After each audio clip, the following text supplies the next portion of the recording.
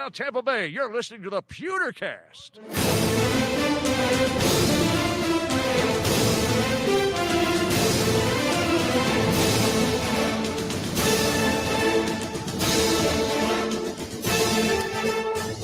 Welcome to the PewterCast live, coming to you guys as the clock's at 000. Actually, just a few minutes after we had some stuff. Ren, you're looking a little different over there today, buddy.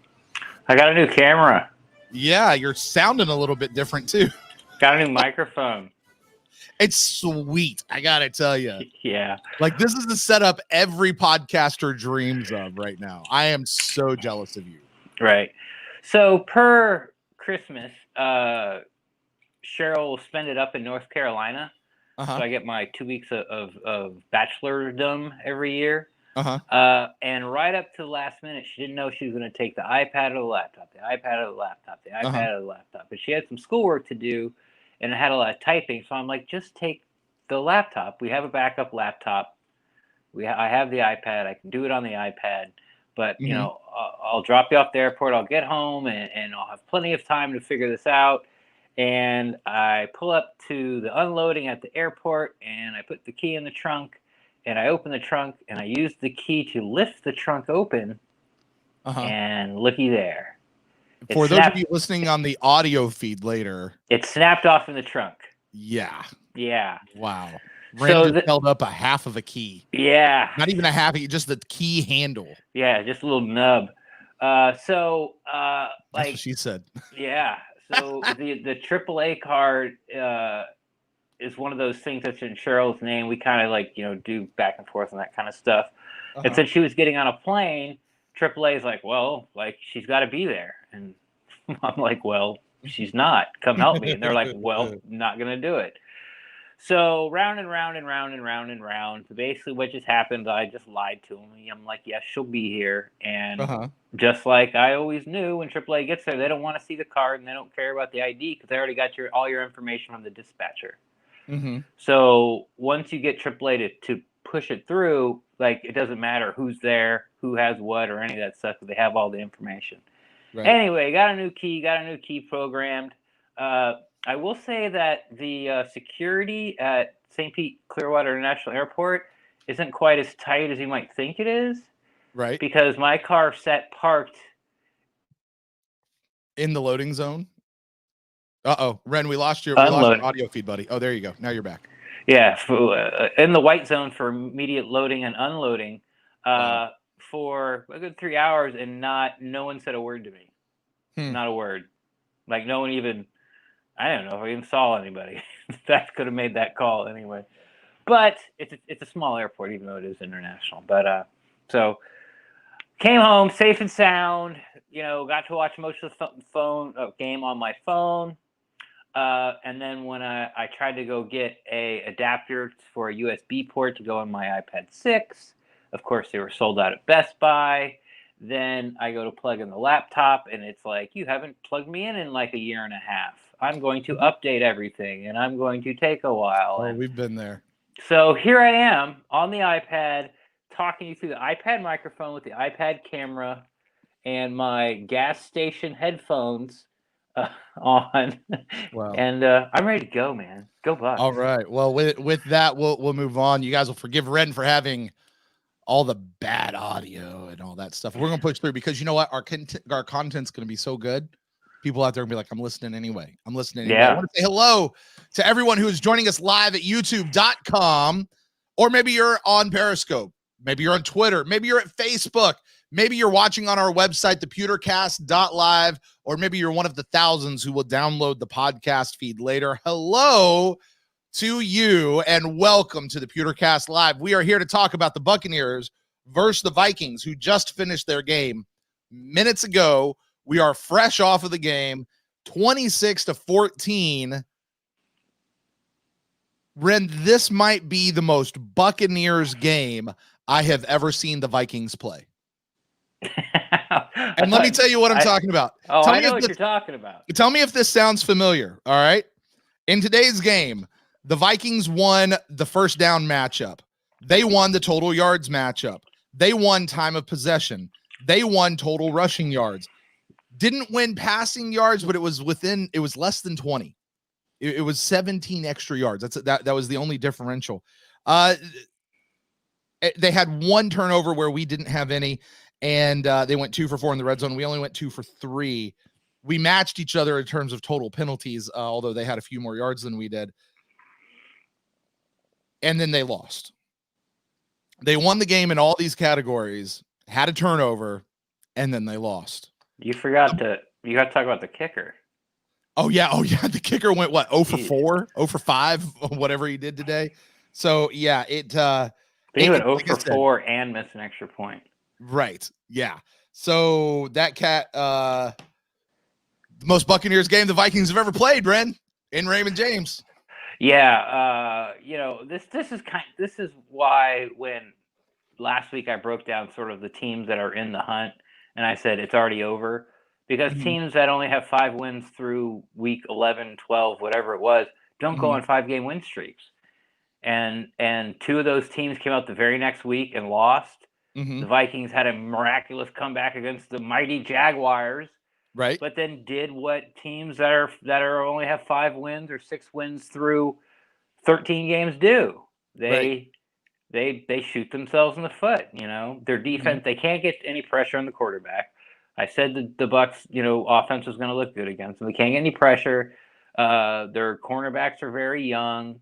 Their best player on defense possibly was one of the 2 guys out with injury. It was just game was right for the picking. Like, I didn't care that Dalvin Cook was running the ball at 4, 5, 6 yards a clip. I'm like, go ahead.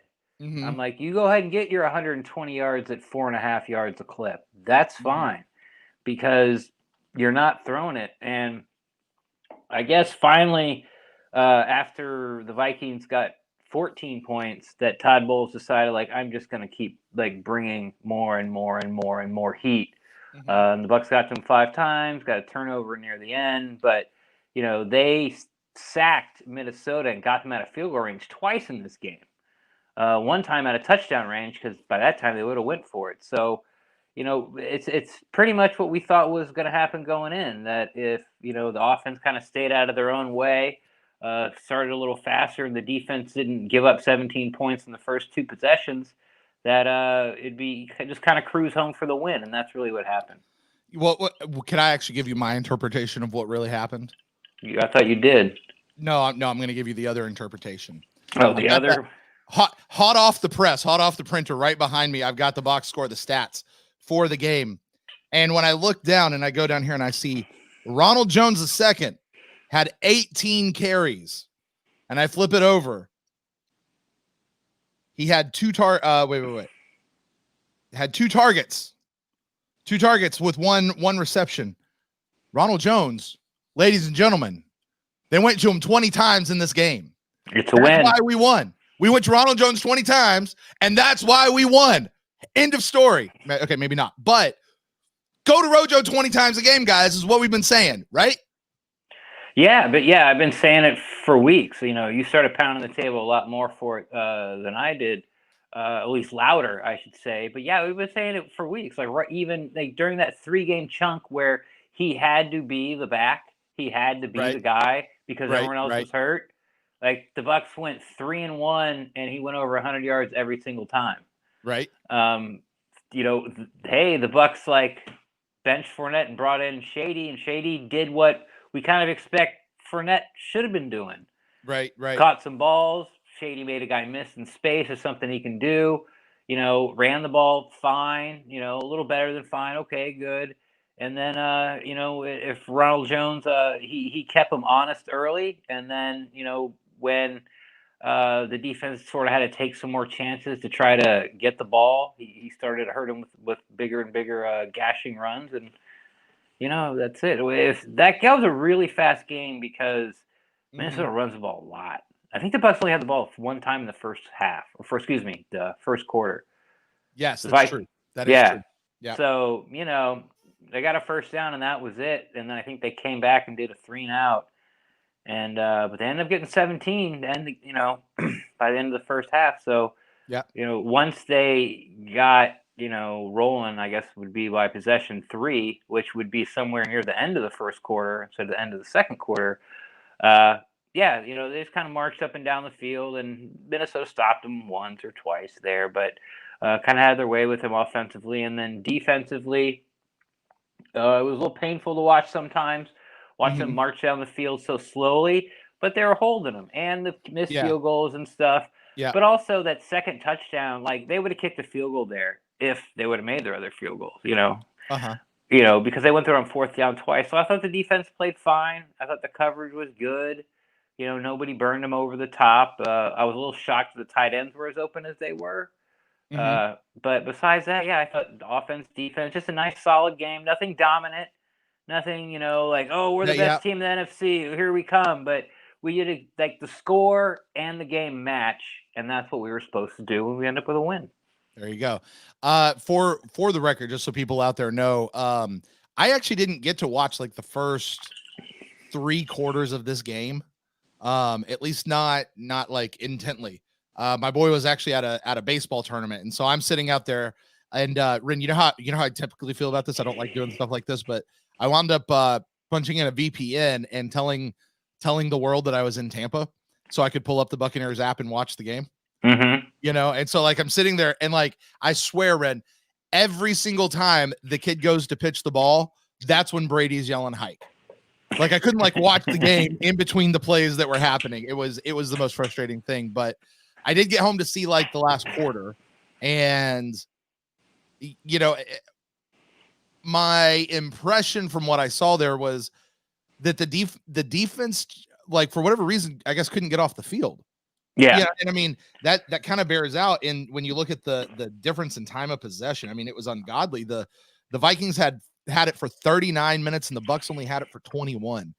But the Bucs were up so many points. So, fine. I'm not yelling about it. It was an interesting. It was just interesting. But the defense, while they didn't look dominant, I think that was the word you just used, Ren. They didn't look dominant. Nobody looked dominant. They looked good enough to win. And it sounds like they kind of had that slow start that the Buccaneers do. And I got to tell you, if they have a slow start and come out with a win at the end, I'm okay with that. It wasn't necessarily a slow start. I said, in the Buccaneers News show, I'm like, just don't have the Vikings score in the first quarter. Now, the Vikings had the ball at our 5-yard line at the end of the first quarter and hadn't put any points up, but that was the only second time they had the ball. So, it was hard for the Bucs to get off the field, but that second drive was helped out by where it would have been 4th down, but then there was an offsides call, and that kind of stuff happens during a game back and forth. But I would have rather of Dalvin Cook move down the field 4 yards at a time than just Kirk Cousins go back and just chunk us at 7, 12, 25, like we've been seeing these past teams do. And my reasoning is because it's hard to run the ball. For every 7-yard run, there's a 2-yard run. And if you can get a 2-yard run and then a 4-yard run, it's 3rd and 4. Now you're ready to, get them off the field. With the chunk plays, it's now it's 3rd and 4, but they've already moved the ball 40 yards. And they're in, if they pick up this 3rd and 4, now it's 1st down in the red zone. Or if they miss it, they're kicking a field goal. So I thought that, it was a little slow burn for the Buccaneers, more of a bend and don't break defense type of style today. I thought Cousins had come off his first read a lot, which is also really nice to see. But overall, I thought both sides played well. Definitely played, well enough to win. It was a game that both sides of the ball looked better than they have previous weeks.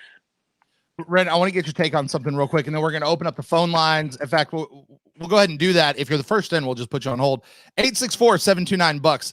That's 864-729-2827. You guys call in. We will talk about what you guys want to talk about concerning this Tampa Bay Buccaneers Vikings game.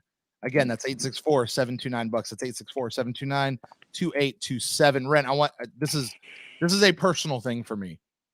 I don't know why, but the JPP sack on Kirk Cousins, right?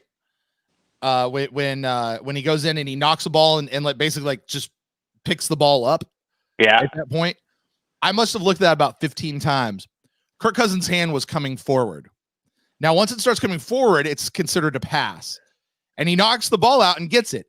Is that not an interception? Should we not credit JPP with an interception for that one? Sure. That's the Ren doesn't give a shit. Yeah. It's fun. It's fun. That's what that is. Ren, we've got a caller. You're on the line with Brent and Ren for the PewterCast Live. Who do we got here tonight? Hello. Hello. Oh, caller hung up on us. Give us a call back, guys. Hey, listen, if you guys call in and I put you on hold, or you can just hear us, then just hang out because I'll get to you as soon as I can, folks. 864-729 Bucs, or guys, you can join us here in the video chat if you guys would like to do that as well. You can come in and hang out with us there, joining us here on the video chat. You are on the line with Brent and Ren for the Instant Cast. Who do you got here? Hey guys, it's Scott from Miami. How you doing? What's up, Scott? Hey, Scott. Hey guys. So overall, good game today. I got a couple comments on both sides of the ball. If you'll bear with me. Do it. So on the offensive side, I liked the play calling. I don't know if they actually finally listened to all the fans and pretty much everybody out there, but it was not just all deep throws. I mean, we relied on Rojo for a little bit, kept him honest. You know, those first two drives, it was kind of just Brady being a little inaccurate. He missed an open Gronk on the first drive, and then he missed an open Godwin on the second drive. Mm-hmm. But after that, you know, we kind of got into a groove again. And I really got to say, when you look at Rojo, he always falls forward. He pushes for those extra couple yards. And so we were getting a lot of third and short, second and short, so we weren't throwing deep every single time because we're playing from so far out. In fact, the only drive that we did throw, you know, multiple deep balls was that offsides that got us 5 yards back, and then, you know, 3 long passes and we get out of there. But you know, there's a little bit of motion in the snaps, and then what a concept! Play action pass and Gronk gets a touchdown. So I think that the play calling was a little bit better today, and you know, it was a little rocky. You know, like wasn't the smoothest. We didn't blow them out score wise, but you know, there's no turnovers, minimal. I don't think did Brady even get sacked. I don't think so. So I thought that was pleasant to see. I'll get your guys' take, and then I'll give my defensive. Yeah, you know, it was nice to see the Buccaneers not only like sort of stick to the run like they said they've been wanting to do since Bruce Arians got here. But you know, definitely this year we haven't seen it. I mean, hey, they ran the ball on 3rd and 3 one time and picked it up. They ran it on 3rd and 2 and picked it up. They ran on 3rd and 1 and picked it up. This is something they haven't been doing like ever. So at least again since Bruce Arians been here, definitely this year. So it was nice for them to stick with Rojo. I really didn't mind the Shady McCoy change of pace, mostly because it worked. If he would have done what he did before he got benched, I would have been flipping out about it and be like, why? And so I'm still kind of why. Like, I don't have no problem with the Shady McCoy being the 3rd down back, but just use him for 3rd downs. And yeah, like you said, Brady, you know, once he kind of got rid of the yips there through the first half, they kind of could do whatever they wanted to. He tried to squeeze some balls in there that I think shouldn't have been there, like the one to Auclair, the one to Scotty Miller. You know, a little bit lucky those didn't get picked off, but since Tom Brady's made that throw so many times this year, I've seen it. They just don't get picked off, but they also don't get caught.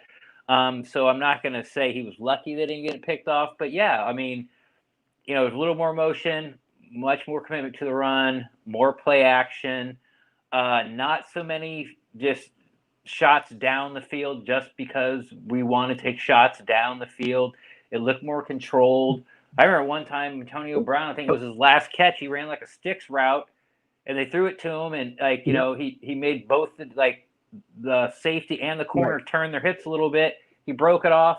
Easy first down, walk out of bounds. I'm like, that's what I'm talking about. Like last week or the week before that, the week before that, the week before that, like it would have been a double move, throwing it down to the 10-yard line and see if things squeeze it in there. But Tom made some nice throws too. That one to Mike in between the corner and the safety. Well, the Scotty Miller touchdown was a beautiful throw. Scotty Miller touchdown was probably his best throw. The second one I would say was to Mike. So yeah, it was a good get healthy game. The Vikings are okay, but you kind of see why the Vikings now have a losing record. That's kind of what the Vikings do. If they can't get off to kind of like Tennessee, like if they get out to a lead, if they can score a touchdown or score points early in the first, they can stick to the running game plan, and teams start to panic because if they give the ball up, they're not going to get it back for like another 8 minutes, like off the play clock, not in real time. So now every possession becomes more and more. But if you're behind, then, you get a little more frantic and you got to kind of get out of your game and what they're doing. And then that's when the Bucs started bringing pressure. And even though the Bucs defense did have a hard time getting off the field, and let's segue into your defensive, what you saw.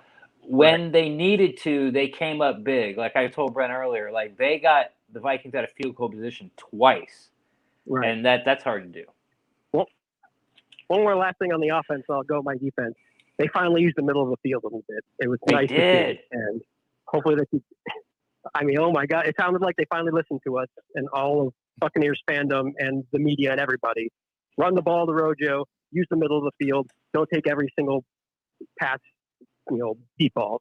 All right. On the defense, whatever. He gave up 100 yards to Dalvin Cook. He's one of the best. He's great.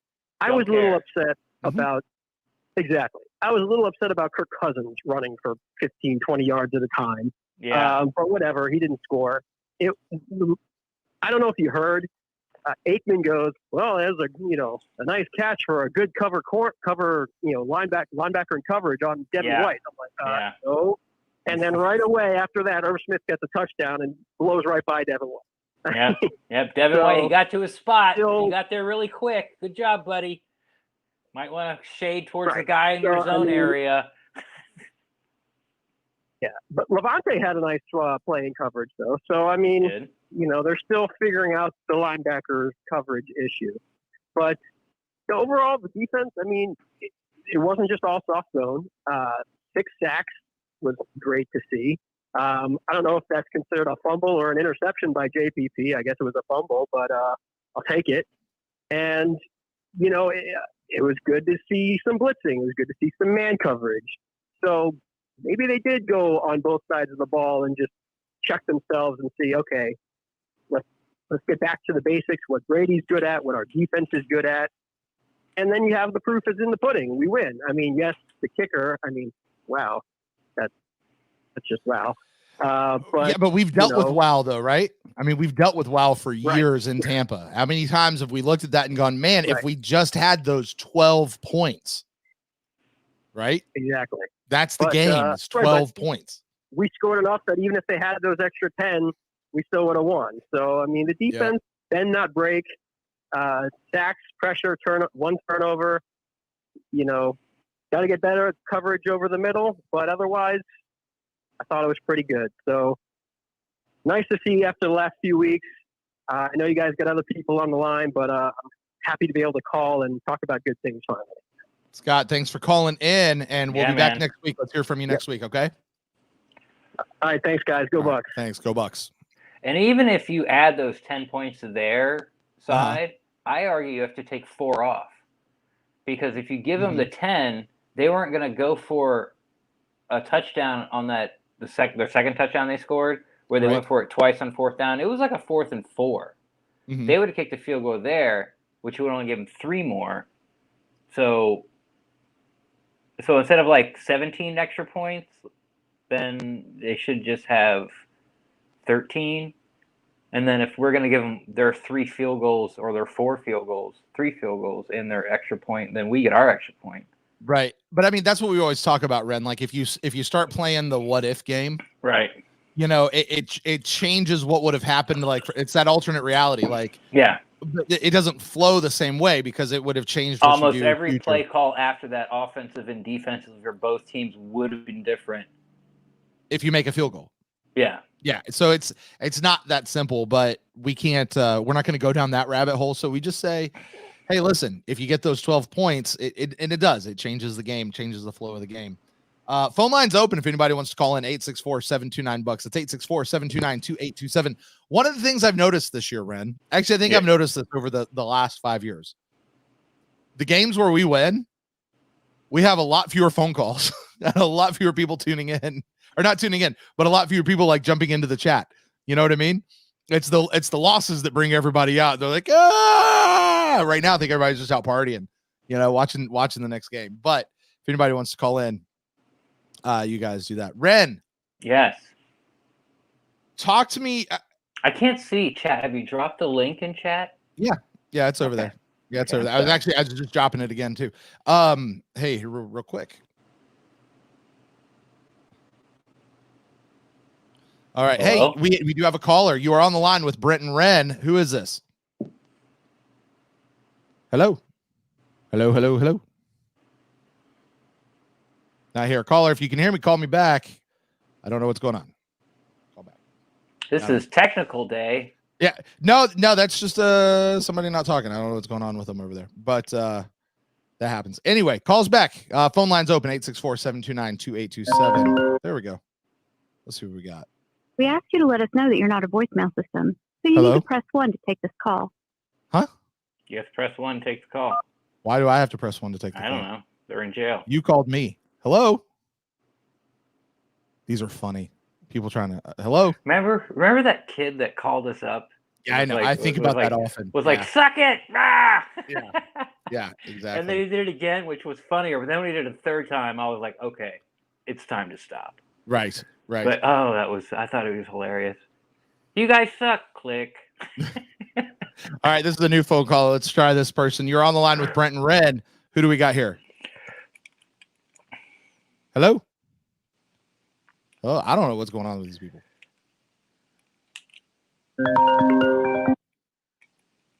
What did you do? Did you hang? I don't know. Hello? Anybody out there? I don't know. This ain't you suck. There we go. Oh, there it is. Oh, he just hung up. Nice. Called it and say, Ren, you suck, and then hung up. Why me? That was not worth it. Why? Come on, guys. Why not Brent? Seriously. Look at the hat. Right? I like mine's much better. Right. Brent. Hey, we got it sounded a lot like my dad. Huh? It sounded a lot like my dad. Oh, really? Yeah. It did call in from Clearwater. Oh, there it is. Number. Yeah. Hey, we got Corey from Nashville in here with us. Corey, surprised you, buddy. What's up, man? You did surprise me. Hey, man. First of all, Victory Sunday, awesome. I'm not going to apologize for any victories in the NFL, especially when we needed it. But like I said, I was impressed with our front against Kansas City, and getting 6 sacks today kind of affirmed what I felt about our front figuring something out. So I'm very excited watching that go forward against a division rival in Atlanta. And I ain't really worried about Detroit, quite frankly. But, there's more to be desired offensively. But I think that's just where this team is. I really enjoyed seeing Tom Brady connect with Scotty Miller. I think that was. Yeah, let's talk about that. Talk about that, because I got to be honest with you. My first thought when I saw that connection with Scotty Miller deep in the end zone on a big, deep, long ball, right, as I just went, okay, sit AB, just put Scotty in. Like if AB is taking Scotty's spot, if he's taking his snaps, then just sit him and put AB. Now look, I know AB is one of the greatest wide receivers of all time. You know what I mean? We've had AB open and the throw was missed, so I don't know if there's more chemistry there. But I thought AB complemented the offense well because he was able to catch 1 or 2 yard passes and add 3 to 4 yards to him all day with his limited targets, which was fine. Right. I just think that's what he's going to be in this offense right now. I mean, you still got to respect him. Like I said, we're just going to keep. We have 3 more weeks before the playoffs. I'm not trying to count my eggs before they hatch or anything, but at the same time, I think this is a stepping stone to get into rhythm as a team. I think the defensive front really got into a rhythm last game against Kansas City. I really saw some good things in that game, and they carried over with 6 sacks today. I mean, Shaq Barrett getting 2 sacks. It was awesome today. Well, what do you make of this? I mean, absolutely don't want to take anything away from a defensive line that got 6 sacks on the day. But this is also supposed to be one of the best run defenses, and this was the largest running game that anybody's ever had on the Bucs for years, right? Or for 2 years. So Minnesota has presented problems. Yards, Minnesota has presented problems over their last 7 games. I'm not gonna say. I'm saying this is what I'm thinking as a defensive coordinator. Bend, don't break against them, because what they have been doing is they're like number 1 in play action passes, or they're top 5. Because you suck in on the run, and then you change your gap control because he's been running very well, and then you leave something open on the back end. Jefferson and Thielen were non-factors, I think, because we played a soft shell defense to where we were reliant upon our front 4 stopping the run, and we buckled down. Besides their touchdown drive, they drove the ball very well, but when they got inside the 20 or on the other side, let's say 30, 35. We really buckled down defensively because he had nowhere to throw the ball. I just really feel like that was the game plan. I'm not trying to give too much credit, but these are professional coaches, and that's how I was thinking of going into this game, because Minnesota has been killing people on play action passes. Justin Jefferson, they're talking about offensive rookie of the year because of play action passes. They don't even miss Stephon Diggs because of play action passes. And Thielen is having a career season scoring because of play action passes. So I just really felt like our goal was to stop the run as much as we can with the front 4. And quite frankly, he was still held under his average. I mean, what he had 104 and 1 TD. I mean, it's Dalvin Cook we're talking, man. He's on my damn fantasy team, so I already know what he's capable of. So I just think that was the game plan, to be honest. I really do. That's what I want to believe, because our run defense has been so stout, even without Vita. And I just really believe we were relying upon our front 4 stopping the run this game. Yeah, I thought it was a nice game plan. You know, I gave it, first off, nice orchid, by the way. I like it. It's my wife. She hates roses. The cover, they played Tampa 2. They played 2 deep, which Todd Bowles doesn't play, and made everyone and made Kirk Cousins not throw the ball in front of him.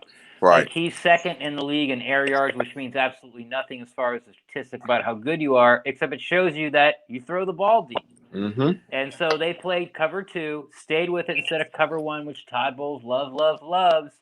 And they didn't. I felt like today's number 1 priority as a defense wasn't, we're going to stop the run, and then we'll build off that, because I feel like what's happened week after week after week after week. I think it was, we're not going to get beat deep.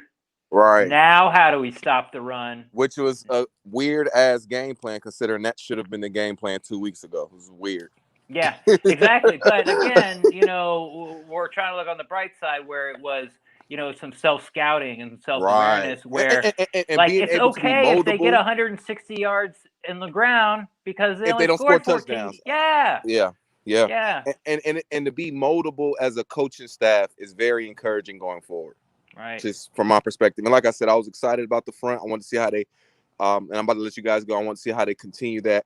Now I'm ready to see how they continue to against Atlanta. I'm gonna tell you something. If our front 4 can play as consistently as they had the past 2 games, we can be very dangerous going into this December football. Like, because if you can get to the quarterback without blitzing, I mean, that just takes you to another level. I'm looking for Shaq Barrett. It's playoff winning football. Exactly. I'm looking for Shaq Barrett to finish this season very strong, and we get into that postseason. And shit, hey, man, it's Tom Brady in the playoffs. I ain't betting against that guy. So whatever, for every misstep he's taking this year, let's be honest, he's still having a hell of a season. We just want to see him perform better against better teams, but I ain't betting against that guy in the playoffs. It's just not going to happen for me. It's not going to happen.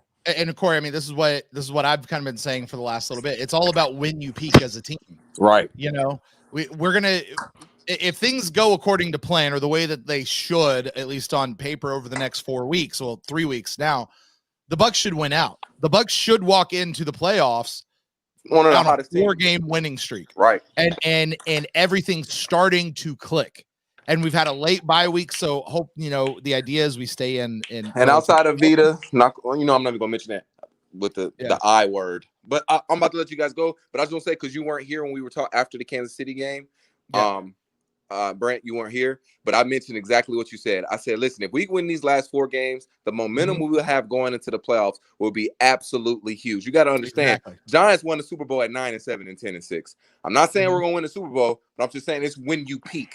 If we peak going into those, it's still professional NFL teams. I don't care what anybody says. And 2 of them are division foes. Atlanta is a division foe. If we go in there and sweep those guys convincingly and be the better team, I'm excited. First, we got relevant football in December. First of all, I'm excited. There you go. Come on. So let's take the baby steps and let's do what we need to do. Go Bucs, baby. There you go. Go Bucs. I got to tell you, Ren, in 2 years, or no, I'm sorry, in 5 years, 5 seasons of doing this show, only once have we ever been playing meaningful football in December. And that was the 9-7 year. Yeah. And it ended up not being meaningful football. Exactly. It was at the time. It just didn't. Exactly. And I remember my favorite quote by a person who shall not be named the following year was, "We damn near threw them a parade for going 9-7." Talking about has the statute of limitations passed on that where he can be named? I don't care to. Okay, gotcha. Dude, never. So never guy, for you. Then not for you, really. I don't care. It's there's 2 right now that shall not be named, and one is our former quarterback. So hey, we got a good friend of the show. He's been with us past couple of years. John, joining us here on the video chat. John, talk to us, buddy. Bucs win 26-14. Yes, there were some good and there were some bad in this game. I definitely could tell. Definitely some hot ups and downs, some things, some takeaways. First of all, on offense, definitely get Scooter involved more, get Scotty Miller involved more, because he does burns people, and Tom Brady's just able to have that connection with him deep. John, I just have to clarify something with you, brother. His official nickname is Scooty, not Scooter. It is Scooty. Yeah, Scooty. Scotty, yeah. Let's yes, exactly. Scotty Scooty. Yes, Scotty Scooter. No. Yeah. But Scooty though, he definitely it seemed like after that Tom was able to connect more on deep balls, and hopefully this is like maybe the game where he can get back into that rhythm of being able to get a couple passes deep now, hopefully. Hey, I think he snapped out of that last week. A little bit. Well, not last week, but the week last game. Yeah. But he definitely seemed more this game though. We definitely seen a lot more, especially with that nice sideline pass to Mike Evans. That was the next one. I like that. That was a pretty ball. And I like how Mike went up and got it with his hands to shorten the distance instead of letting it come to him and catching it around his chest or into his body. He went up and grabbed it, which saved like a half second, and was able to corral it, get down, get 1 foot down, and get his knee down before he got knocked out of bounds, and can protect himself and all those things. So I thought that was probably my favorite part about it, was Mike shortening the distance between the pass from him, from Brady to him, by going out and getting it, giving him that extra second to be able to get down and stay in bounds and also protect himself.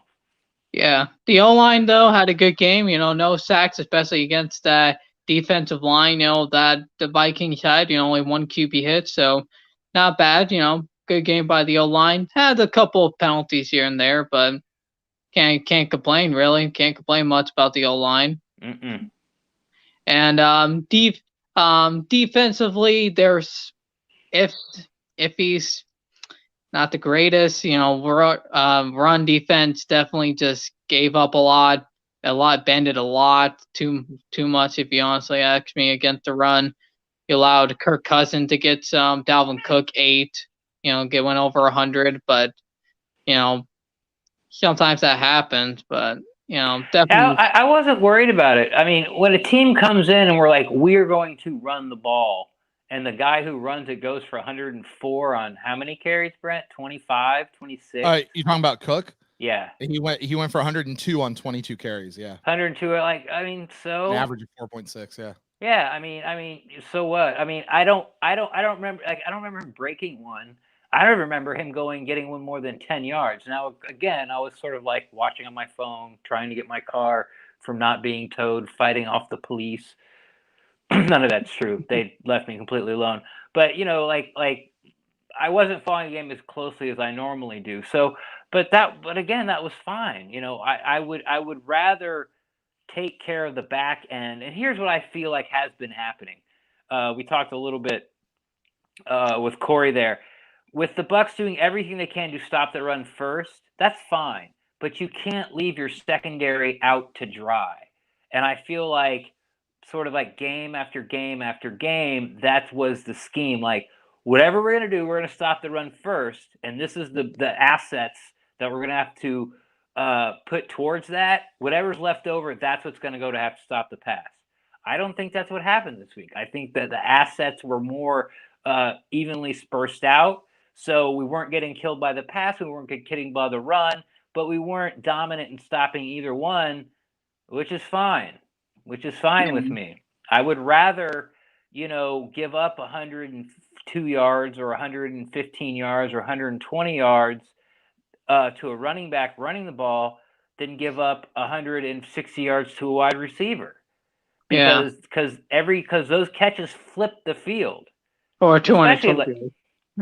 Yeah, I didn't want to get ridiculous with it, but I was trying to compare apples to apples there. So that's how I feel, because it just gives you a better chance to win. Because, like, for a running back to get 20 yards, it's probably going to be 4-5 runs to get 20 yards. Yeah. For a receiver, if a team is putting most of its assets to stop the run, for a receiver to get 20 yards, we're looking at one catch. Yeah. We're looking at one catch. So one play is now you're across midfield, or now you're in the red zone. Or 5 plays without any holding penalties, without any false starts, without any sacks, without any, runs for 1 yard or tackles for loss. You got 5 plays and you've gone the same distance. And that's the balance that I feel after watching this game, that I think that Todd Bowles' defense has been missing. It was so concerned about stopping one thing, but it didn't matter because the other one was getting abused so badly. Who cares? Like, it's like, hey, my faucet doesn't drip. Well, the pipe's broken. That's why your faucet doesn't drip, because you're just, there's 300 gallons of water underneath your foundation. Yeah. So, that's what when you say that the run defense wasn't good and you're kind of down on it, I get it. But for what I thought I think the game plan was and what I saw, I thought the run defense was just fine. Yeah, of course, I'd like it to be better, but I'm not mad at it. Yeah, but we can't rely on kickers missing their kicks, though. That's another thing. We got kind of lucky there. We were getting kind of lucky with that. We took advantage of a bad situation against the kicker, so which probably helped us win the game a lot, which gave us short fieldage, but we can't always rely on that, though. So that John, let me ask you this to go back to the running piece. Would you have felt better about today's rushing game if I told you that they actually only got 120 yards total, like for all their running backs, instead of 162? Would you feel better about the rushing? Cousins? The 41 was Kirk Cousins. Yeah. Kirk Cousins accounted for 40 of those. So if we take those away, by the way, that frustrated me, though. That frustrated me. Yeah, Tom Brady had 3 carries for -2 yards today. So that's 3 kneel downs. Tom Brady doesn't rush, so we don't like those. Are all kneel downs. Yeah, you don't like to run. That's right. Yeah. Yeah, I hate how they account for those. Those should not be like counted in the total. And I don't think an interception should be an incompletion. I agree. If you go 25 for 25 with 1 interception, you should be 25. You shouldn't go 24 for 25. Did the ball hit the ground? No. It was complete, just to the wrong person. Hey, I mean, the only way that works is like, so if you have somebody who's clearly the intended target and like they bobble it and somebody else catches it on your team, that counts as a completion, right? Yeah. Like, that's not who you were throwing it to. That's the same thing as an interception. It's just what color jersey they're wearing, right? Yeah. So, yeah. All right, John, you got anything else for us before we let you go, pal? Yeah, one more thing. I gotta say though, the offense did kind of falter in the like last third half, in the fourth, which is still something I still kind of do not like. We kind of faltered there when we really could have just killed them by the end of the third. I don't think we had the ball enough. Like like Brent, you might have it in front of you. Like we came out at halftime. Hey, we got a 2-for-1, even though it was a bull crap pass interference call. But we kicked the field goal, came out, drove down, scored a touchdown. 10 unanswered points out Minnesota touching the ball. They came back down and drove and held the ball for a long time, missed a field goal. We got the ball back. We didn't do much with it. They got the ball back, drove. I think it's where they got their touchdown. And then I think the next time we got the ball, we put the field goal up. And the next time we got the ball after that, I think we got the ball like 4 times in the second half. Is that right? I don't have that breakdown. Okay. Yeah. So I mean, I think of the first 3 times they had the ball in the second half, they scored 10, or maybe 2 of the 4. And I don't think that's not terrible. I mean, I understand like when it's a close game, you're like, okay, I need this drive. I need at least a field goal here, make me feel better, and we can open it up. And it doesn't happen. You're like, but like they're not going to score every time they get. Like no one does. Like no one scores every time they have the ball. And if you go 2 for 4, like if you score 50% of the time when you have the ball throughout the whole entire game, you're going to win. You're going to win a lot. You're probably going to win them all. Yeah. For whatever it's worth, we punted only 3 times today. And 2 of those were in the first half, I know. What was it? Okay, so there you go. And since we didn't have any turnovers, then we only got the ball like 4 times in the second. Yeah. So we did not have the ball very much today. Red, to your point, we had the ball 20 minutes, 21 game minutes. That's it. Yeah. That's it. That's a long time to not have the ball. So I don't know if that's a credit to the defense or the offense. To the defense, it's credit to Minnesota's offense is what it is. Right. And to the kicker for missing it. Thank you. Right. Yeah, but again, if he missed it, like the whole game changes from there. And I mean, when I feel like the Bucs lost to the Giants 2 years ago, I don't think Giants fans are going, well, we just can't depend on a guy missing a field goal. It's like, no, you take the win. We need this win. Still, we're still in the running for the 5th playoff spot. Like, don't come on here and go, oh, the defense didn't play well. Okay, yeah, we won, but we can't expect to miss 3 field goals. No, we can't. But every time one field goal was missed or an extra point was missed, every play call after that changes. Yeah. And it's not the Bucs' fault the guy missed kicks. If he would have made them, they would have probably passed the ball more, probably passed the ball deeper more. Like everything would have changed. Like we were the better team and we proved it. And that why they missed those kicks? Because they only got 6 goddamn wins through 13 weeks. Because they're not very good. Yeah. And we've been there and we know that. Well, we definitely have an easier schedule now. So yeah. Yeah. All right, John, you got anything else for us, bud? Probably with this win, I can definitely say we're playoff bound, though. I hope so. We are now 8-5 on the season. Bruce Arians will not have back-to-back losing seasons in Tampa, at least not this year. John, thank you so much, man. We'll talk to you next week. Okay, pal?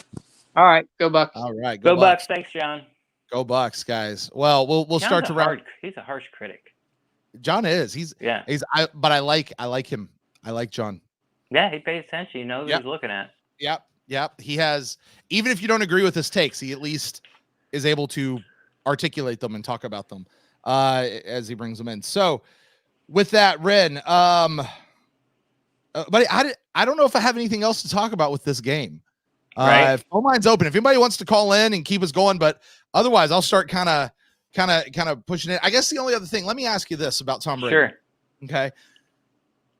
We've been saying for a couple of weeks now, and let's put it in light of this particular game and add this to the conversation. The trouble is not Tom Brady's arm. The trouble is not his with the deep ball is the strength in his arm. It has been the accuracy. How did you feel? What did you see as far as Tom Brady's accuracy today? Yes, we had that big one to Scotty, but let's talk about the rest of the game. Is accuracy still an issue for Brady, you think? I don't think so. I think it's still getting used to the guys and kind of what they do. Deep passes are low percentage. Like I actually missed. It was a portion of the game I was listening to the radio that he missed that open pass to Godwin, where I guess they blew a coverage and it would have been like a walk-in touchdown, just about. Threw him right over his head. I mean, Godwin didn't have a chance. Yeah. Decker Hoff said he threw it. He like sailed it by 5 yards over his head. Yeah. So, but I remember every time I see something like that, or like when they came out and he ran up in the pocket and Rojo was open in the flat and Gronk had actually broke open down the middle, but he didn't see him. And then he kind of threw it like 7 yards behind Rojo and like at about ankle high. Right. I remember talking to that Patriots beat writer and him going, "You're going to watch him dirt one, on 2nd and 7 and be like, what are you, like, what is that?" And then at the end of the season, he's hoisting a Super Bowl trophy. So you just kind of go, okay. I don't so I don't like, would I like him to be more accurate deep? Of course I would. But I don't think that it's a problem. I don't think if this team loses one of these games coming up or in the playoffs, I have a hard time thinking it's going to be because Dave Brady's deep ball wasn't accurate enough. Fair enough. All right, how about your cousin? Let's talk about your cousin here. Who's getting that? His first sack in the NFL, Patrick O'Connor. He even it was such a thing for him. This is the 4th year in the league. Finally gets in. He gets a sack, monster kind of a sack too. I'm surprised that Kirk Cousins was able to hold on the ball because he came in and swatted it. How did he get the other one? There's 3 Bucs there, and the ball's on the ground, and Anton Winfield's tackling him. And he recovers it. Like, how did that happen? Yeah, I don't know. Like, but your guy, here's the other thing with Pat O'Connor. He got invited to the podium at the press conference after the game. I don't know if you saw that or not. Yeah. No. So he had his own little press conference after. Like, this guy who Pat O'Connor, I think, was undrafted. I think so. I think he was an undrafted guy. He's been around. He's bounced up and down between practice squad and the team. And for like 4 years. Right. Yeah, like first year, never got off the practice squad, then started making trips when people were injured. Now he starts making trips. He kind of stays on the 53. He's on the bubble. Yeah, he's on the 53, but he's like number 44. Yeah, he's moved. He's not like 48, 49, 50. He's like 44, 45, somewhere around there. He's moved it from practice squad only to barely being safe on the 53-man roster in 4 years. So, I mean, congrats. Yeah. And I was surprised how much his name was popping up when I was listening to it on the radio or having to listen to it on my phone. Like, Patrick O'Connor with the penetration. And I'm like, wow, he's playing a lot. So I guess he had Dalvin Cook dead to rights in the first touchdown, and Dalvin Cook just kind of ran out of his arms or whatever. I would love to have been on Twitter and seen the reaction when the Bucs were down 6-0. Right. I bet everyone was freaking out. This team can't tackle. That's what seemed to be the biggest problem was they weren't tackling Cook and sort of the short routes they were feeding Thielen and Jefferson. They weren't getting them down right away either. And I'm sure it was very frustrating. But yeah, I mean, good for him. It was. I didn't see much of sort of his splash plays. So I guess the stuff that he kind of like did was early. Like one time there was a gain of 1 yard by Dalvin Cook, but it was because he pushed the left tackle back into him. Like Dalvin Cook ran up the left tackle's butt because O'Connor got such good penetration. He pushed the left tackle back into, and then someone cleaned up the tackle. Like stuff like that I didn't see, but yeah, he shaved his beard, shaved his hair, and look at that. Society rewarded him for not being a vagabond. There you go. All right, one more player, and then we'll close it out tonight. Shady McCoy's back in the game. Yeah. I saw from a tweet, so I have not verified this independently, but I saw from a tweet, probably from Greg Allman, somebody that I feel like I could trust. Sure. Dalvin Cook has not played since week 3. Or no, I'm sorry, not Dalvin Cook. Shady McCoy has not played since week 3. Right. That's crazy. I had no idea it'd been that long. Shady McCoy has not played since week 3. Fournette's a healthy scratch. They go in favor of Shady. They actually brought in Vaughn. He got a bit. He got a touch, and the guy penetrates and like hits him as soon as he gets the ball. Right. That guy has no luck, man. Yeah, that was not on him. That was that. I mean, that guy found him in the backfield. Absolutely. But your take, Shady McCoy coming back over Leonard Fournette in a game. What do you think about him? I thought this is what I think. I think that if you need a guy to throw the ball out of the backfield and third down, Shady McCoy's your guy. Yeah. Like I understand. Like I still think Rojo's good enough to do it. And if you throw him enough balls, he's not going to drop so many where it actually becomes like, oh my God, he dropped another one. Like if Rojo never comes off the field, I think that, yes, he's going to drop her one or two more balls for the rest of the season, however long that may be. But I don't think it's going to be a problem where it's like this. We cannot throw to this guy because he keeps dropping it. Now, if you want Shady McCoy to be the guy catch ball in the backfield, I think that's fine. I think he's the best guy there is on the team that can do it, especially with the most experience. But I'm not really interested in seeing him run the ball. Now, I understand you don't have to, but it's probably a pretty good idea to let him touch the ball once or twice in the run game, so the defense just doesn't respect the run at all on third down if he's in. When he's in, yeah. Like so Charles Sims, a la Charles Sims. Yeah. So Charles Sims only got 1,000 yards from scrimmage. So, it's that old thing where like we got to give him the ball, respect the run. It's like, well, actually, you know what? You don't. You really don't. So I was a little shocked that they benched Fournette, but I'm happy that they've done this self-scouting and made this move. They're like, look, Fournette's giving us nothing. We've been saying it since basically what game was it where he broke it was like week 2 or week 3, and he broke the game-winning touchdown, and he's been riding the coattails of that for like 8 weeks now. Yeah. And 2 or 3 weeks after that, we're like, why is he in there? Yeah, because I think he didn't come in until the fourth quarter, like late in the fourth quarter. Yeah. Like, and he was all fresh and everything. And we're like, hey, do that. Run Rojo for the first 3 quarters and then bring this guy in here at the very end who's like fresh and can still pound it in. And I'm like, oh. And the next game, it's like, Bucs come out for the second possession. Here's Leonard Fournette on the field. And it's like, nope. Well, then it was like, oh, look, Rojo fumbled the ball or he dropped a pass. That's it. He's done for the rest of the game. Yeah. Put Fournette in there. Like, what? Like, yeah. Yeah, it was a lot. But, I mean, that's what's so nice about this week, I guess, sort of wrap this whole thing up. About Fournette, I'm glad he's on the bench because they self-scouted it. And I'd rather see Keyshawn Vaughn and see what he can do. Like, here's like there's some easier teams that, yes, you need to win, but Fournette's giving you absolutely nothing. Nothing. Yeah. Nothing. Even if Vaughn gives you nothing, at least he's getting experience at giving you nothing. Right. And I think McCoy's best third down back. Here's the thing, that it's nice to see that they self-scouted and they've changed some things. Yeah. Like we talked about with the first caller, not throwing the ball deep all the goddamn time, throwing some routes at the sticks, running the ball on second down, running the ball on first down, not as often, going for it on third down by running it on anything from like 3rd and 4 or shorter and getting it, and getting the ball to Rojo, 20 touches. There you go. Fournette's on the bench. Like, don't need to put all your assets to stop the run because you're giving up 60-yard touchdowns over the top 2 times a game. Right.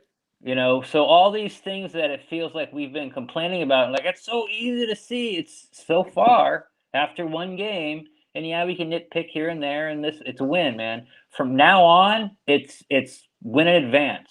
Yeah. It doesn't matter how you do it. Just win in advance. That's where we are. Ren, we do have a caller on the line. This is the number we were having trouble with earlier. So let's see if we've got that worked out, and we'll make this our last call. Caller, can you hear us? You are on the line with Brent and Ren for the PewterCast. Yeah, I just want to say, Ren, you suck, and you look like a homeless man version of Harry Carey.